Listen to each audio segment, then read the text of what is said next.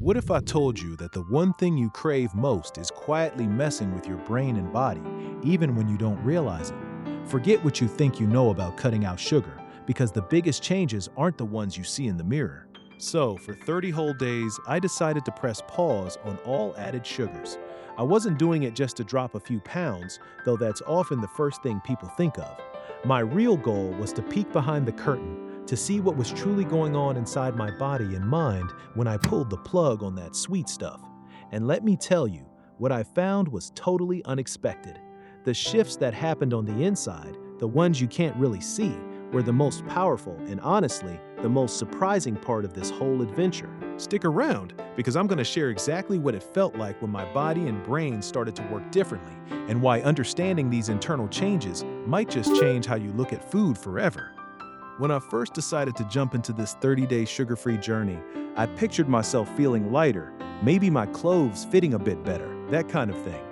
But really, I was more curious about the invisible stuff.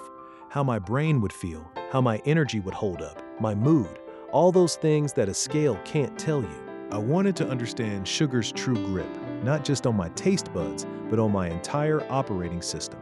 It was like going on a treasure hunt, but instead of finding gold, I was hoping to unearth a deeper understanding of my own body. And wow, did sugar reveal its powerful hand in ways I hadn't even considered. The initial idea was to just avoid sugar, but it quickly became an eye-opening experiment into how much I relied on it for quick fixes and comfort. Little did I know, the real revelations would be less about my gene size and more about the quiet hum of my internal well-being. These internal shifts, the ones you rarely hear about, ended up being the most impactful and resonating part of the entire experience. It truly made me rethink my relationship with food and how subtly sugar was influencing my daily life without me even knowing. The first week of this no sugar challenge was, to put it mildly, a battle. It felt like my body was screaming at me. Seriously, it was tough. I had these intense sugar cravings that would hit me out of nowhere, like a sudden wave trying to pull me under. My brain felt foggy, and I kept getting these dull, pounding headaches that made it hard to focus on anything. I was also dragging my feet, feeling super tired and sluggish all the time, even after a full night's sleep. It was a general sense of lethargy that clung to me like a heavy blanket. This week really showed me just how addictive sugar can be. I realized I'd been relying on it for quick temporary boosts, whether it was a pastry with my coffee or a chocolate bar in the afternoon when I felt my energy dipping. Those quick fixes felt good for about 30 minutes, but then they'd leave me feeling worse off than before. It was like borrowing happiness from tomorrow, only to find tomorrow was even more drained. I quickly understood that sugar, while offering a fleeting high, ultimately led to a deep, draining depletion. This initial struggle was a wake-up call, shining a bright light on my dependence and the physical withdrawal symptoms that came with breaking free. But then, something amazing started to happen. As I moved into the second week, that initial fog that had been clouding my brain slowly, gradually began to lift. It was like someone finally opened the blinds on a really gloomy day. My energy levels, which had been all over the place, started to stabilize. I wasn't getting those wild ups and downs anymore. Waking up in the morning felt different. Instead of hitting the snooze button 5 times and still feeling groggy, I felt more refreshed and ready to go. This sustained energy lasted pretty consistently throughout the entire day. No more needing a mid-afternoon coffee just to stay awake at my desk. And you know what that meant? Way more productivity. I could actually focus on tasks for longer periods without my mind wandering or feeling that familiar slump creeping in. That notorious midday slump, the one where you just want to curl under your desk and take a nap, completely disappeared. It was replaced by a steady, clear-headed focus that allowed me to get so much more done. The craziest part was that my taste buds started changing too. I found myself actually craving whole, unprocessed foods. Suddenly, an apple or a handful of nuts sounded way more appealing than a cookie. It was like my body was rediscovering what real, vibrant energy felt like, the kind that comes from nourishing food, not empty calories. Beyond the energy boost, one of the most significant changes I experienced was a massive improvement in my overall mood and emotional stability.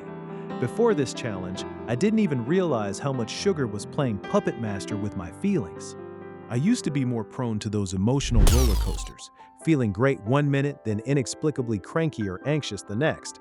It turns out those sugar spikes and crashes weren't just affecting my energy, they were fueling those mood swings, making me less predictable to myself and probably to others too. Once I cut out sugar, it was like someone turned down the volume on all that internal noise. My heightened anxiety, which had become a sort of background hum in my daily life, slowly but surely began to subside. In its place, a newfound sense of calm and clarity settled in. It was a quiet, steady feeling, not a rush, but a gentle sense of being grounded. I could handle stressful situations without feeling completely overwhelmed, and I found myself reacting to things with more patience and a clearer head. This really made me understand how subtle yet powerful sugar's influence is on our emotional well-being. It wasn't just about physical health, it was about reclaiming a sense of emotional balance that I hadn't realized I'd lost. But perhaps the most insightful takeaway from these 30 days wasn't just how I felt, but what I learned. The challenge forced me to become a detective in my own kitchen and at the grocery store. I had to scrutinize ingredient lists on everything, and it was shocking to see where sugar hides. It's in places you'd never expect, like salad dressings, bread, yogurt, and even savory sauces. This necessity quickly developed me into a much more conscious consumer. I started recognizing terms like high fructose corn syrup, dextrose, maltodextrin, and realizing they were all just fancy names for sugar. This heightened awareness meant I could no longer just grab things off the shelf without a second thought. I started prioritizing whole, unprocessed alternatives, naturally sweetening things with fruit or spices instead. This awareness wasn't just about avoiding sugar, it spurred more informed dietary choices across the board. I found myself opting for fresh produce, lean proteins, and healthy fats simply because I was paying more attention to what I was putting into my body. The 30 days weren't just a diet, they served as a complete mental and emotional reset, solidifying a commitment to a long-term, balanced relationship with sugar. It taught me that knowledge is power, and truly understanding what you eat is the first step towards feeling your best, inside and out. It changed my habits and my mindset, showing me that small shifts can lead to massive, lasting benefits for my health. So, ditching sugar for a month wasn't just about weight loss, it was a deep dive into my own body and mind. I moved from intense cravings and sluggishness to steady energy, better focus, and a calmer, happier mood. The biggest lesson? Sugar affects us in ways we don't even realize, deeply influencing our internal world. This experiment totally changed how I look at food and what I choose to put in my body. Want to see more surprising health transformations? Click on this video right here to discover what else I changed.